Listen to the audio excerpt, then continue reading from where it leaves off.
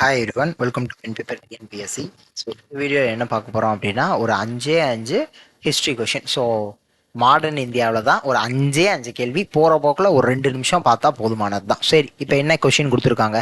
So அதாவது சுதேசி இயக்கத்தை ஒடுக்குறதற்காக, so suppress பண்ணுறதுக்காக பல லெஜிஸ்லேட்டிவ் மெஷர், பல சட்டங்கள் கொண்டு வரப்பட்டது. ஸோ அதில் நியூஸ் பேப்பர் ஆக்டும் இந்தியன் ப்ரெஸ் ஆக்டும் எந்த வருஷம் அப்படிங்கிறத வித்தியாசப்படுத்தி சொல்கிறதா கேட்குறாங்க நம்மகிட்ட.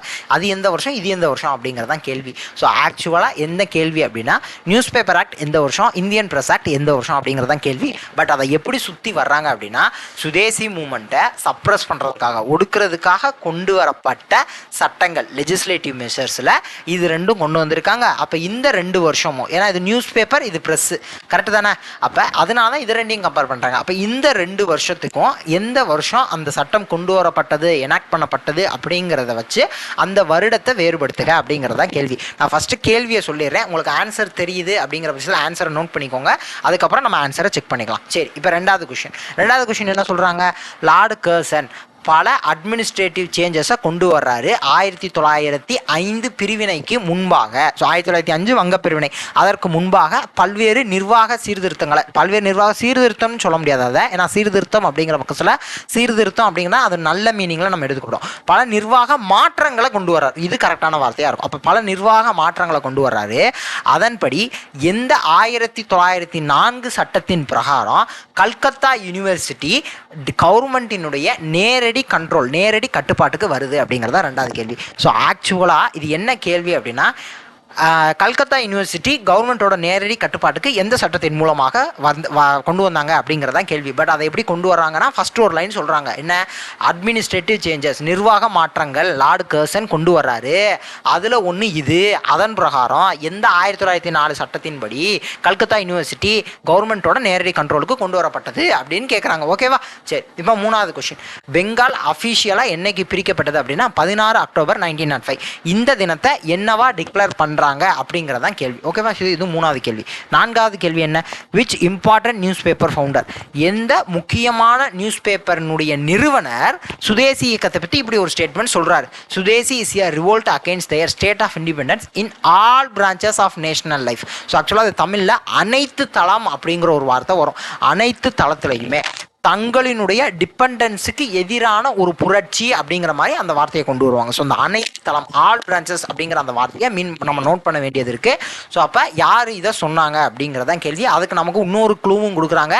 இம்பார்ட்டன்ட் நியூஸ் பேப்பரினுடைய ஃபவுண்டர், ஒரு நியூஸ் பேப்பரினுடைய நிறுவனர் அப்படிங்கிறதையும் அந்த இடத்துல மீன் பண்ணுறாங்க. ஓகேவா? சரி, இப்போ அடுத்த கேள்வி. Who established the Dawn Society in 1902 to promote education in vernacular languages? So இதனுடைய இந்த கொஸ்டினை பொறுத்த முடியும் என்ன அப்படின்னா, யார் டான் சொசைட்டியை எஸ்டாப்ளிஷ் பண்ணுறாங்க? இவ்வளோதான் கேள்வி. பட் என்ன அவங்க சொல்ல வர்றாங்க, முழுசாக எப்படி சொல்கிறாங்க? 1902 யார் டான் சொசைட்டியை எஸ்டாப்ளிஷ் பண்ணுறா, எதற்காக அப்படின்னா எஜுகேஷனை ப்ரொமோட் பண்ணுறதுக்காக. எந்த மொழியில்? வெர்னாக்குலர் லாங்குவேஜில், ரீஜனல் லாங்குவேஜஸில், நம்ம மொழியில், ஸோ நம்ம வட்டார மொழியில், அந்தந்த மாகாணங்கள்லையும் மாநிலங்கள்லையும் பேசக்கூடிய அந்த வட்டார மொழியில் ப்ரொமோட் பண்ணுறது, கல்வியை ப்ரொமோட் பண்ணுறதுக்காக 1902 டான் சொசைட்டியை யார் எஸ்டாப்ளிஷ் பண்ணுறா அப்படின்னு இவ்வளோ விரிவாக கேட்குறாங்க. அப்போ நம்ம கொஸ்டினை பார்த்தோன்னே நம்ம கடகடன் ரீட் பண்ண கற்றுக்கணும். ஸோ அதை தான் இங்கே நான் சொல்ல வர்றேன். கொஷினை டக்குன்னு ரீட் பண்ணால் தான் நம்ம என்ன கேட்குறாங்க அப்படிங்கிறத பார்க்க முடியும். கொஷின் 3 வரிக்கு கூட இருக்கும், பட் என்ன கேட்குறாங்கிறத டக்குன்னு நம்ம புரிஞ்சுக்கணும். ஓகேவா? ஸோ அப்போ ஃபாஸ்ட் ரீடிங் கெப்பாசிட்டி எப்போ வரும் அப்படின்னா, ப்ராக்டிஸ் பண்ண வந்துடும்.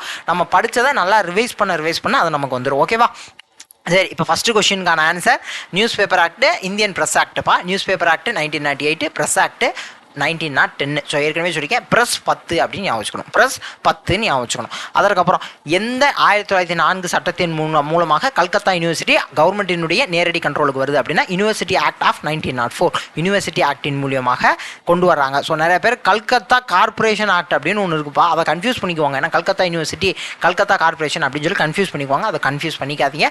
So university act of 1904. ஓகேவா? சரி, இது day of mourning. So mourning 16 October 1905 என்னவாக இது இப்போ டிக்ளேர் பண்ணுறாங்க அப்படின்னா டே ஆஃப் மார்னிங்காக டிக்ளேர் பண்ணுறாங்க. அதற்கப்புறம் so Swadeshi revolt against their state of dependence in all branches அப்படிங்கிற அந்த வார்த்தை G Subramaniam the founder of Hindu news paper. So which important news paper founder அப்படிங்கிற வார்த்தை பார்த்தோம்ல, ஸோ அதுக்கு ஹிந்து அப்படிங்கிறதா நமக்கான ஆன்சர். ஓகேவா? ஸோ அப்போ ஜி சுப்பிரமணியனார் சொன்னது தான் இது. ஓகே தானே? சரி, அடுத்து டான் சொசைட்டி யார் ஃபவுண்ட் பண்ணுறா? சதீஷ் சந்திர முகர்ஜி. எந்த வருஷங்கிறத நோட் பண்ணிக்கணும். எதற்காக அப்படின்னா வெர்னாகுலர் லாங்குவேஜஸில் எஜுகேஷனை ப்ரொமோட் பண்ணுறதுக்காக. ஸோ நெக்ஸ்ட் வீடியோவில் பார்க்கலாம். தேங்க்யூ.